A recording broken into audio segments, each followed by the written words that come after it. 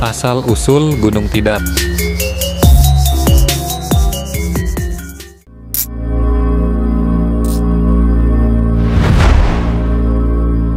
Episode 2, Roh Penjaga Alam dan Persiapan Pertarungan. Episode ini dibuka dengan suasana desa yang semakin tegang. Masyarakat mulai mendengar kabar bahwa ancaman siluman ular tidar masih membayangi. Kehadiran Kiai Semar, Raden Suryaputra, dan roh penjaga Kiai Gembong membawa sedikit ketenangan bagi warga, tetapi ketakutan masih membekas di hati mereka. Banyak yang merasa was-was dan beberapa bahkan mempersiapkan diri untuk melarikan diri dari desa. Kiai Semar menyadari bahwa mengalahkan siluman ular tidar akan membutuhkan persiapan matang. Kiai Gembong, roh harimau putih penjaga alam yang bersedia membantu mereka adalah sekutu yang sangat berharga. Namun, Kiai Semar memahami bahwa siluman ular memiliki kekuatan besar dan tidak bisa dikalahkan hanya dengan kekuatan fisik. Kiai Semar mulai menyusun rencana untuk mengalahkan siluman ular dengan taktik tertentu. Ia memutuskan untuk memancing siluman tersebut ke puncak bukit yang tinggi jauh dari desa, tempat di mana energi alam dan kekuatan spiritual lebih kuat. Kiai Semar berharap bisa menggunakan kekuatan alam untuk melemahkan siluman ular dan memanfaatkannya dalam pertempuran. Kiai Semar melanjutkan pelatihan intensif bagi Raden Suryaputra. Selain mengasah kemampuan bertarung dengan keris pusaka, Raden juga harus mempelajari cara mengendalikan emosi dan menghadapi ketakutannya sendiri. Kiai Semar mengingatkannya bahwa dalam pertempuran melawan siluman ular, ketakutan hanya akan menjadi kelemahan. Raden harus memiliki keberanian sejati dan hati yang murni jika ingin berhasil melawan makhluk tersebut. Raden juga harus belajar menggunakan pusaka kerisnya dengan penuh kehati-hatian, karena Kiai Semar memperingatkan bahwa kekuatan keris ini hanya bisa digunakan oleh orang yang benar-benar tulus dan berani. Jika tidak, keris tersebut tidak akan memberikan kekuatan maksimalnya. Di sela-sela pelatihan, Kiai Semar melakukan ritual khusus di tempat-tempat suci sekitar desa untuk memperkuat ikatan spiritual dengan alam. Ia mengunjungi sungai, pepohonan tua, dan gua-gua kecil di sekitar Gunung Tidar, berdoa dan mempersembahkan bunga serta dupa untuk memohon restu dari para leluhur dan roh-roh penjaga alam. Kiai Semar berharap bahwa dengan memohon bantuan alam, mereka akan memiliki sedikit keunggulan dalam menghadapi siluman ular. Selama ritual ini, Raden Suryaputra turut serta untuk memperdalam penghargaannya terhadap alam dan menguatkan mentalnya. Ia belajar bahwa setiap elemen alam memiliki kekuatan tersendiri dan bahwa dirinya hanyalah bagian kecil dari siklus besar kehidupan. Pelajaran ini memberikan kedamaian batin bagi Raden yang merasa semakin siap menghadapi bahaya. Suatu malam, Kiai Gembong, roh harimau putih, menemui Kiai Semar dan Raden Suryaputra dalam sebuah mimpi yang penuh simbol. Dalam mimpi itu, Kiai Gembong menunjukkan sebuah peta astral yang menunjukkan posisi Gunung Tidar sebagai titik pusat kekuatan spiritual. Ia mengatakan bahwa Gunung Tidar bukan hanya tempat fisik, tetapi juga memiliki kekuatan mistis yang bisa mengunci energi jahat jika dilakukan dengan benar. Kiai Gembong menjelaskan bahwa mereka bisa membuat perangkap energi di puncak Gunung Tidar. Energi itu akan menjadi segel yang mampu menahan siluman ular untuk selamanya. Namun, untuk menciptakan perangkap itu, Kiai Semar harus memanfaatkan kekuatan alam, menggabungkannya dengan mantra-mantra kuno, dan melakukan pengorbanan besar dari setiap pihak yang terlibat. Mereka harus siap mempertaruhkan nyawa dalam pertempuran ini.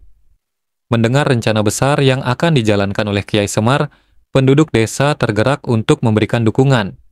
Mereka berkumpul di balai desa, membawa bahan persembahan seperti beras, buah, dan kain putih, sebagai bentuk doa dan harapan mereka agar desa selamat dari ancaman. Meskipun banyak yang takut, dukungan dari warga menambah semangat Raden Suryaputra. Ia merasa bahwa perjuangannya bukan hanya untuk dirinya sendiri, tetapi untuk semua orang yang dicintainya.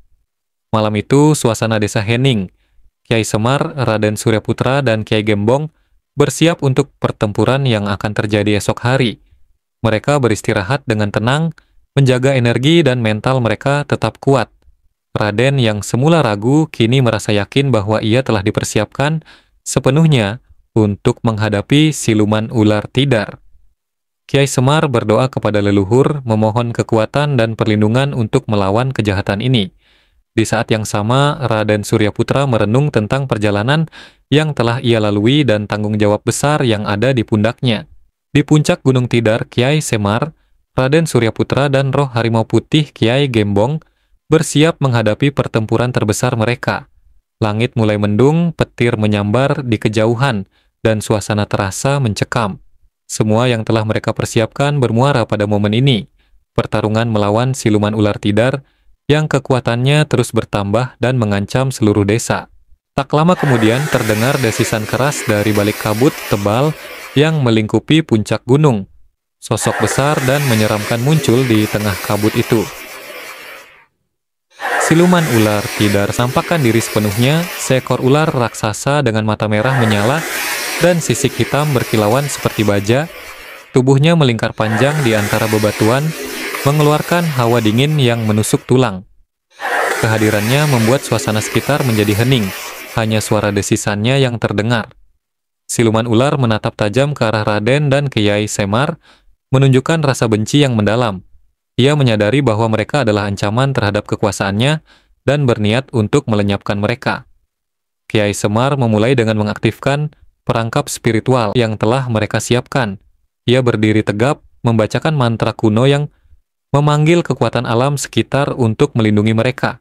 Saat mantra itu dibacakan, angin bertiup kencang dan pepohonan di sekitar Gunung Tidar mulai bergetar.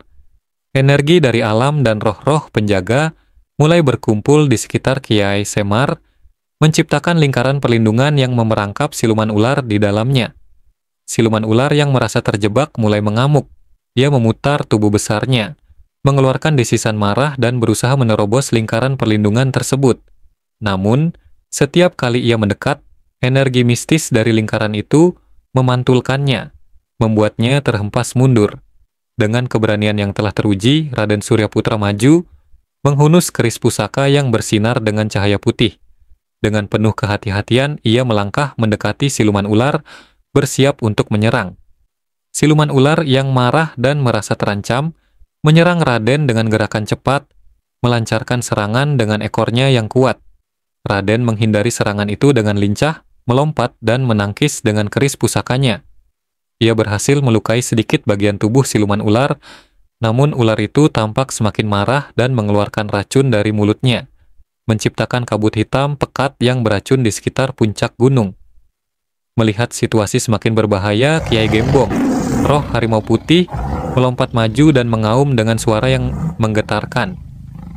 Kiai Gembong mulai menyerang siluman ular dengan cakarnya yang kuat, memberikan waktu bagi Raden untuk menarik napas sejenak. Setiap serangan Kiai Gembong memberikan luka yang lebih dalam pada tubuh siluman ular, yang membuat ular itu kesulitan bergerak. Namun, siluman ular bukanlah lawan yang mudah. Ia mulai menggunakan kekuatan jahatnya untuk mengeluarkan bayangan-bayangan dari dalam tanah yang menyerang Raden, Kiai Gembong, dan bahkan Kiai Semar. Bayangan-bayangan itu merupakan bentuk dari energi negatif yang selama ini mengisi tubuh siluman ular, menambah kesulitan dalam pertempuran tersebut. Di tengah serangan tersebut, Kiai Semar berjuang keras untuk menjaga lingkaran pelindung tetap aktif. Dengan napas yang mulai terengah-engah, ia melanjutkan membaca mantra-mantra perlindungan, agar siluman ular tidak bisa melarikan diri dari perangkap. Kiai Semar tahu bahwa jika lingkaran pelindung runtuh, siluman ular akan mengamuk dan desa akan berada dalam bahaya besar. Meski tenaganya mulai melemah, Kiai Semar menguatkan dirinya, menyerap kekuatan dari alam sekitar. Ia mengingat sumpahnya untuk melindungi desa dan mengunci siluman ular untuk selamanya. Mantra itu semakin lama semakin kuat, membuat lingkaran pelindung semakin kokoh, meski serangan dari siluman ular semakin ganas. Melihat Kiai Gembong yang kelelahan dan Kiai Semar yang mulai melemah, Raden Suryaputra menyadari bahwa ia harus mengakhiri pertempuran ini segera.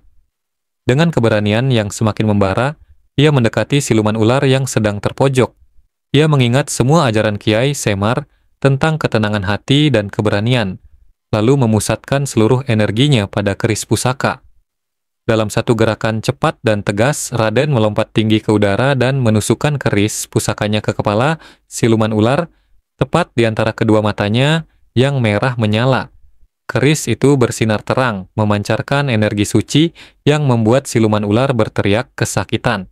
Tubuh ular raksasa itu mulai menggeliat semakin lemah hingga akhirnya terkulai diam. Saat siluman ular berada di ambang kematian, Kiai Semar menggunakan kesempatan ini untuk menyegel energi jahatnya. Dengan bantuan Kiai Gembong, mereka mengunci roh siluman ular di dalam tanah Gunung Tidar, menggunakan mantra khusus yang membuat energi jahatnya tidak akan pernah bisa bangkit lagi.